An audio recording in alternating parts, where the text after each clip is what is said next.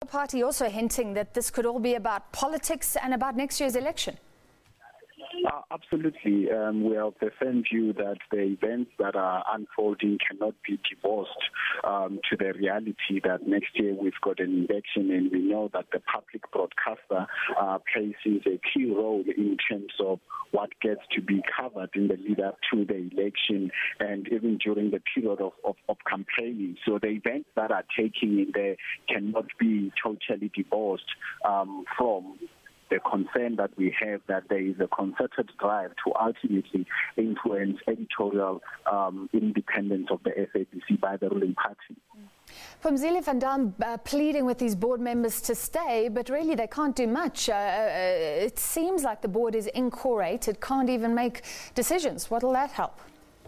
That creates a very difficult situation, and you see, if you put some of the resignation letters or the sentiment that has been shared by some of the departed board members, it is the reference to the lack of support from their government that some of them took this role into. And it is quite important that, this board, when it came in through, it inspired a lot of hope that, it will restore the credibility of the SABC and ultimately work towards turning the financial situation of the SABC around. And with more time and absolute support from the government, it would have been on the right track towards restoring what the public broadcaster should be. And it's quite regrettable that we find ourselves in this position. One of the things that the DA raised, Phumzile van Damme said that hopefully this wasn't about the SIU investigation into the interim board, recognizing that all 4 members who've resigned were members of that interim board that is being investigated by the SIU around a security contract. I don't know if you've seen the SABC's statement on that, saying that really the interim board requested the investigation. It doesn't know why it's being investigated, and it gave that tender to the second bidder because of claims of corruption. Does that put the matter to rest for you?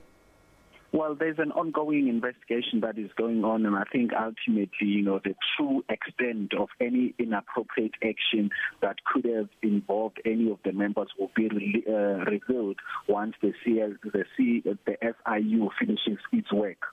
And I think it is all fair to give them that opportunity to finish their work, and that everybody who could have been or was involved somehow is held accountable.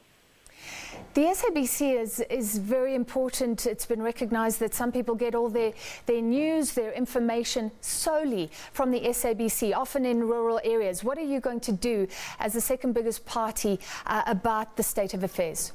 Besides talk, what are you going to do? Look, we'll continue to apply pressure to the government, because ultimately that is our strongest instrument that we have. And if needs be, we'll be able, to pursue other avenues. The reality of the situation is that, the financial situation at the SABC is untenable, and the SABC under the new board needed government support in order for them to be able to raise the funds that would help the SAB to function as is. Now we're having a situation where there's going to be a leadership vacuum as a result of this collective resignations that are happening at the same time. And I think it is also an indicator that, government's persistent drive for interference, either through ministerial interference, is hurting the SABC, and ultimately it will hurt the public, because the public broadcaster's purpose is to ensure that it provides the platform to broadcast the news that reach the masses of South African residents, and that it runs a sustainable organization that can attract the best talent, both in news making and in terms of leadership, so that it can continue to maintain the prestige that it once had.